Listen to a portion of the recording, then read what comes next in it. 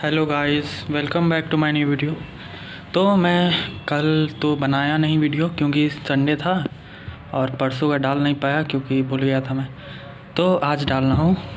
तो बताता हूँ परसों क्या हुआ था, मतलब सैटरडे को क्या हुआ था। तो उस दिन 3 क्लास था और हम लोग का शेड्यूल उस दिन चेंज हो गया था। मतलब अर्जुन सर की जगह पे इनऑर्गेनिक हो गया था और उस दिन फिजिक्स हुआ मतलब 12th का और 11th का। तो बताता हूँ क्या हुआ फिजिक्स में, 12th वाले फिजिक्स में, मतलब ऑप्टिक्स वाले चैप्टर में। तो सर ने पढ़ाया लॉन्गिट्यूडनल शिफ्ट। लॉन्गिट्यूडनल शिफ्ट का ये फार्मूला डिराइव करवाए यहाँ पे। और सर बोले भी थे कि एक बार खुद से कर लेने के लिए, तो मैंने कर लिया था संडे को, मतलब उसी दिन कर लिया था, संडे को नहीं, सैटरडे को ही कर लिया। उसके बाद उसके ऊपर शिफ्ट के ऊपर क्वेश्चंस करवाए बहुत सारे, अच्छे क्वेश्चन थे। अगर वर्चुअल ऑब्जेक्ट होगा तो कैसे शिफ्ट होगा ये बताएं, मतलब लॉन्गिट्यूडनली कैसे शिफ्ट होगा। फिर कुछ और क्वेश्चन करवाएं।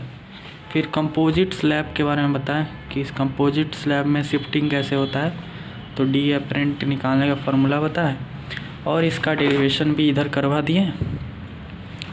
इसको भी सर बोले थे खुद से करने के लिए एक बार और, तो ये भी कर लिया था मैंने। फिर उसके बाद टोटल इंटरनल रिफ्लेक्शन बताया, मतलब इंट्रोड्यूस कर दिए थे क्या होता है, क्रिटिकल एंगल कैसे निकालते हैं, ये सब इतना ही करवाएं कर उस दिन सर। फिर फिजिक्स में आते हैं। इसके अंदर मतलब क्या बोलते हैं, फ्लूइड चल रहा था और वो मतलब कंप्लीट हो चुका है चैप्टर, मतलब सर पिछले क्लास में करवा दिए, मतलब सैटरडे को ही करवा दिए। क्या क्या पढ़ाया बताता हूँ। बर्नौलीज़ प्रिंसिपल तो हो गया था। उसके बाद बर्नौलीज़ प्रिंसिपल का एप्लीकेशन बहुत सारा बताया तो बहुत सारा, लेकिन मैं लिखवाएँ मतलब 2 ही चीज़ इम्पोर्टेंट। और फिर उसके बाद वेलोसिटी ऑफ ई फ्लक्स बताएं, मतलब टॉरिसेल्स लॉ बोलते हैं जिसको, उसको डिराइव करवाएं वेलोसिटी को।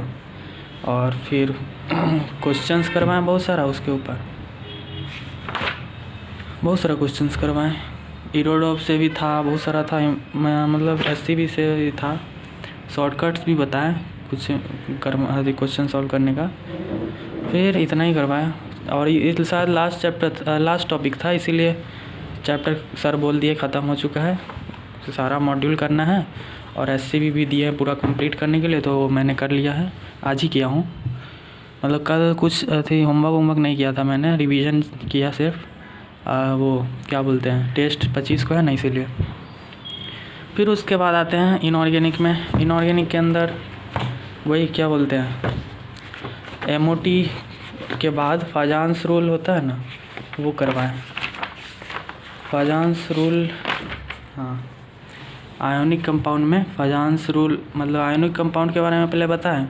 उसके बाद पोलराइजेशन के मतलब वही बताया कि आयोनिक कंपाउंड पूरे तरह से आयोनिक नहीं होता है, उसके अंदर कोवेलेंट प्रॉपर्टी भी होता है, और वो कोवेलेंट प्रॉपर्टी पोलराइजेशन की वजह से आता है। और ये पोलराइजेशन को समझाने के लिए फाजान्स रूल आता है।